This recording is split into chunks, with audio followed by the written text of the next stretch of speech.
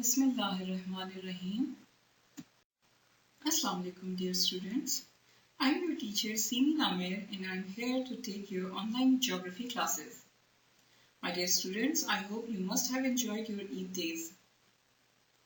The COVID-19 pandemic has changed everything for us. The way we live, we communicate, we study and connect to each other. This pandemic has transformed our lives more swiftly than we could have imagined. It has affected nearly 3 million or more people around the world. Thanks to our country's leadership and education department for taking quick actions and wise decisions. By assuming social distancing and other preventive measures, this is very important for us to stay at home. But my dear students, you are the future of Pakistan. You know you are a student, and a student is the root of development of country. So to continue the education process, we have decided to start your online classes.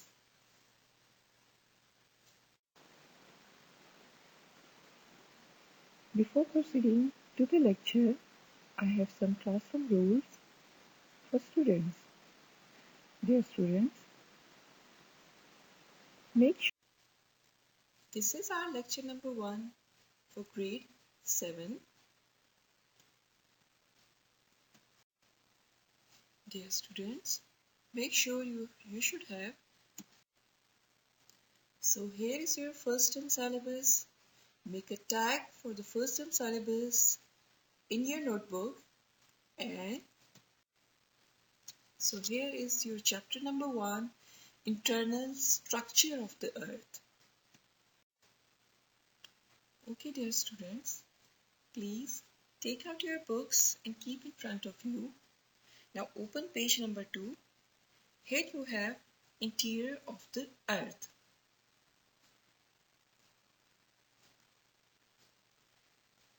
Have you ever wondered what the inside of the earth is like? Is it a solid mass, or is it made up of both solid and liquid materials? Nobody has ever traveled into the interior of the earth, so how do scientists know what the inside of the earth is like? So here we have a question: how do scientists know about the inside of the earth? Scientists had little knowledge of the interior of the earth, but they gained a good understanding after they started to study earthquakes more closely. When earthquakes occur, vibrational waves pass through the earth. By examining these waves and how they move through the earth, scientists are able to tell whether the inside of the earth is solid or liquid. Besides these studies, or we can say besides studying the waves, scientists also rely on a lot of reasoning to come to a conclusion about the internal structure of the earth. So here we have another question. What do you think is the temperature of the interior of the earth? How do we know how hot or cold the interior of the earth is? So here the answer is that miners find that the temperature actually increases the deeper they go into the mine. Miner is a person who works in a mine.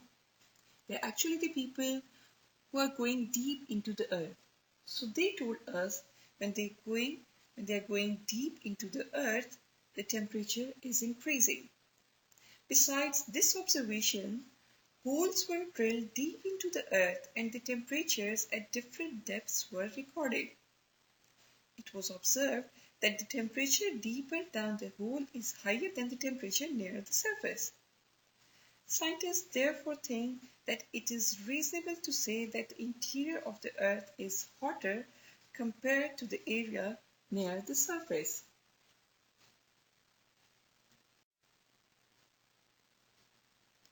This is the internal structure of the earth. Now here you can see that the outermost layer of the earth is crust.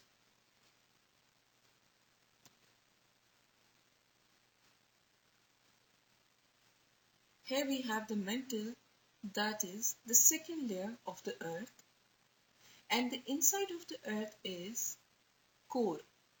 The core is subdivided into inner and outer core. You will get the exact impression if you boil an egg. Boil the egg to its half and then cut the egg from the center along its shell. The hard and solid shell will give you the impression of crust. You will see that the egg white will appear like a mantle and the runny yolk. So here we have another diagram for the internal structure of the earth. If you cut a slice of earth like a cake, you will get the more clear impression of all the layers of the earth. You can see the crust here and this mantle and the core. From the information gathered from the previous slides, scientists now know that the earth has three distinct layers: the crust, the mantle, and the core. The core is further divided into outer and inner cores. It is divided because of its composition. They are different from each other. You can see the inner core is completely solid, although temperature is very high here. But this is solid because it is made up of iron. It is made up of single element, and the outer core is made up of alloy. This is actually alloy. It is made up of two elements, the iron and nickel alloy. That's why this is not completely solid. So here we have a clear impression of all the layers of the earth. Let's start with the first layer of the earth, the outermost layer of the earth, that is crust.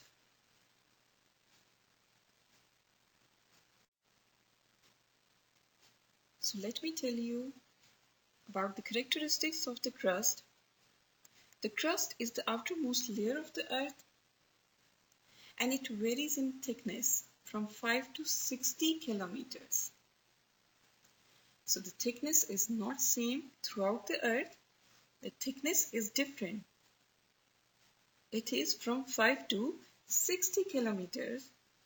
It is actually thin under the oceans. Under the oceans, it is thin, and it is as thin as 5 kilometers, because most of the area till the continent is filled with water. Under the continents, it can be as thick as 40 kilometers. So it is from 40 to 60 kilometers under the continents. The Earth's crust is rigid and is broken into pieces called plates, the crustal plates. If you remember, in grade 6, I've told you about the concept of Pangea. The Pangea was like when all the continents of the earth were once joined together in a single huge mass, if you remember. And the continental drift theory told us that these continents, or we can say the plates, the huge plates, or the parts, or even the pieces of the earth were drifted apart from each other slowly and gradually. Now we have different continents, but once all the continents were joined together, and it was called as a single huge mass. It was called as Pangea. The continental drift theory states that these plates are constantly moving. The crustal plates are constantly moving. And these plates are of two types: the continental plates and the oceanic plates. The oceanic plates are made up of rocks that are not too old, but the continental plates are made up of older rocks. So here we know that the crust is the outermost layer of the earth. It varies in its thickness, like under the ocean, it is very thin, like we can say till 5 kilometers, and under the continent, it can be as thick as 40 kilometers. and the Earth's crust is rigid and is broken into pieces called the crustal plates. And now we know that these plates are constantly moving. There are two types of plates, the continental plates and the oceanic plates. And they are constantly moving.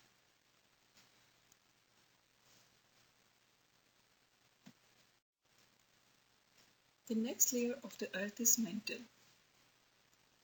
After the thin layer of crust, you can see a huge layer of mantle here.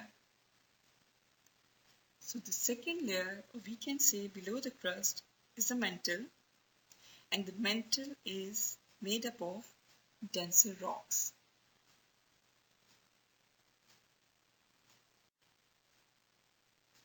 So let's come to the characteristics of the mantle. Below the crust is the mantle that is made up of denser rock. The mantle is about 2900 kilometers thick.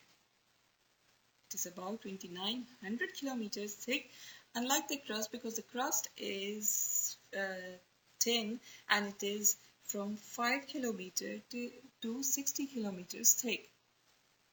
But the mantle is huge and thick and it is 2900 kilometers thick. The mantle is not completely solid like the crust. Instead, it consists of a semi-solid rock. The Earth gets very hot as you get near to its core, and the mantle is thus heated up as it is right next to the core.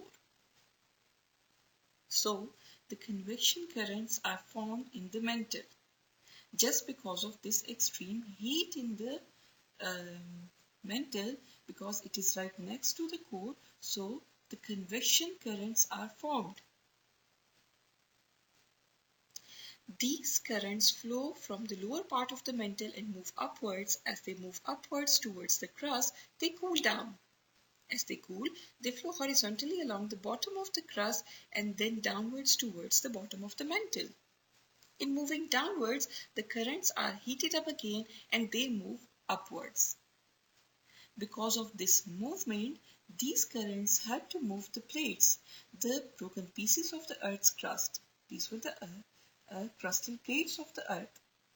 And I've told you that these crustal plates are constantly moving. And they're moving because of these convection currents that are formed in the mantle. And they are formed because of the extreme heat found in the mantle near the core, because it is right next to the core. So the mantle is the second layer of the Earth. It is below the crust. It is thick like 2900 kilometers. It consists of a semi-solid rocks, and the main thing which is found here is the convection currents. They are formed in the mantle because of the extreme heat, because the mantle is right next to the core. And these currents helps to move the crustal plates of the Earth.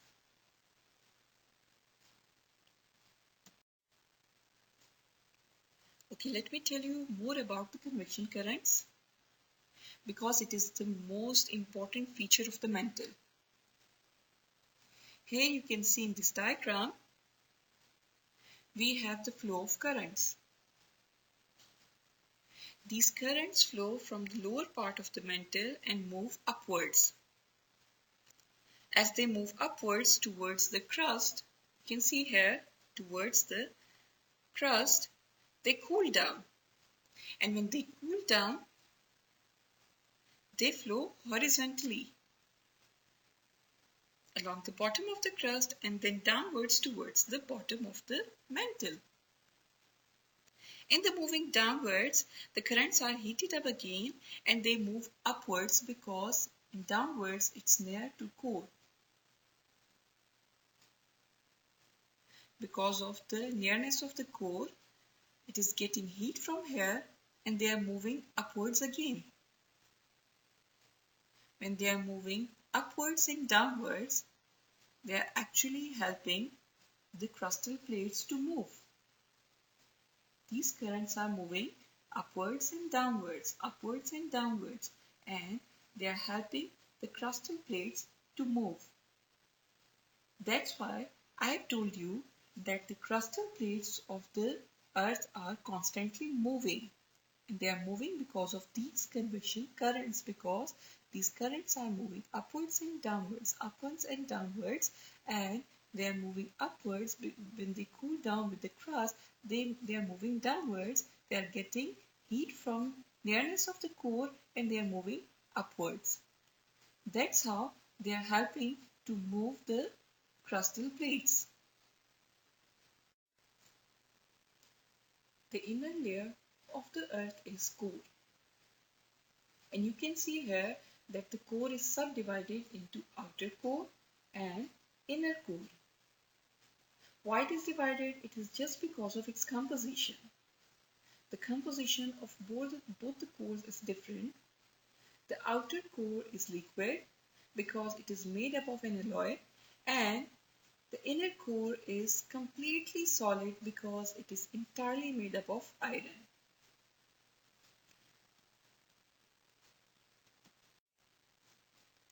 So here are the characteristics of the innermost layer of the earth, which is core.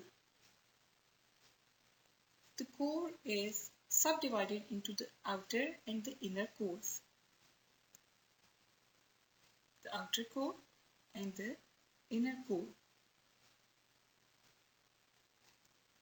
The outer core is made up of extremely dense liquid and is about 2,250 kilometers thick. But the inner core is solid and is about 1,250 kilometers thick. You may be curious why the inner core is solid when it is so hot. In fact, the temperature is greater than 3,700 degrees Celsius. Although the inner core is very hot, the pressure is in there is too great for melting to take place. The inner core is made up of entirely of iron. The outer core is made up of nickel iron alloy. So this is the main difference, the composition of the inner and the outer core. That's why the inner core is completely solid and the outer core is made up of extremely dense liquid. And even the thickness is different.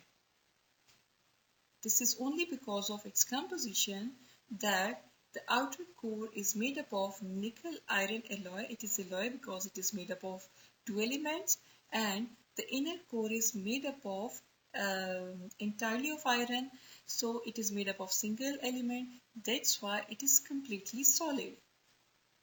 So the core is the innermost layer of the earth, and it is subdivided into outer core and inner core. And the outer core is made up of extremely dense liquid and is about 2,250 kilometer thick, and it is made up of nickel iron alloy. So it is alloy. And the inner core, it is made up entirely of iron. That's why it is completely solid and is about 1,250 kilometer thick. The temperature is greater than 3,700 degrees Celsius at the core.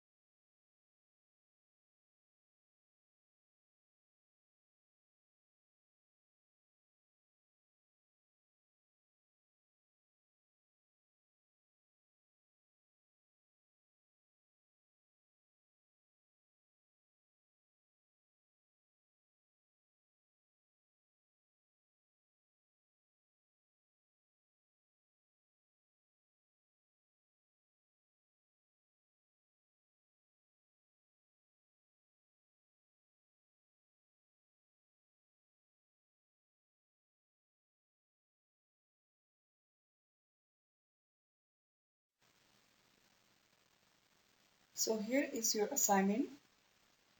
We have to do 3 questions altogether for this chapter. We will do 2 questions now and 1 question in next lecture. The first question is, how do scientists gain knowledge about the interior of the Earth? You may find the answer on your book on page number 2, the second para. The answer is, scientists had little knowledge of the interior of the Earth, but they gained a good understanding after they started to study earthquakes more closely. When earthquakes occur, vibrational waves pass through the Earth. By examining these waves and how they move through the Earth, scientists are able to tell whether the inside of the Earth is solid or liquid. Besides studying the waves, scientists also rely on a lot of reasoning to come to a conclusion about the internal structure of the Earth. So that was the first question. The second question is, how do we know how hot or cold the interior of the Earth is? And you may find the answer in your book on page number 2, para number 3, second line. Miners find that the temperature actually increases the deeper they go into the mine. Besides this observation, holes were drilled deep into the earth and the temperatures at different depths were recorded. It was observed that the temperature deeper down the hole is higher than the temperature nearer the surface. Scientists therefore think that it is reasonable to say that the interior of the earth is hotter compared to the area nearer the surface. So that's the second answer. We will do third question inshallah in next lecture. Some of the students maybe of section A and B or maybe others, they are already done with all 3 questions. Some of the students are only done with 2 questions and few students were absent. So that's why I'm going to give this assignment again here. Please do all 3 questions in your notebooks neatly. Write your date, day, and Google classwork, and also make a margin line. Please maintain your index with proper date. Thank you. Thank you so much for watching this video. Dear students, you are always welcome for any query. I'll entertain all your queries. If you have any, you can drop your queries in the comment box. Please mark your attendance properly. Inshallah, we will meet again in next lecture. Bye.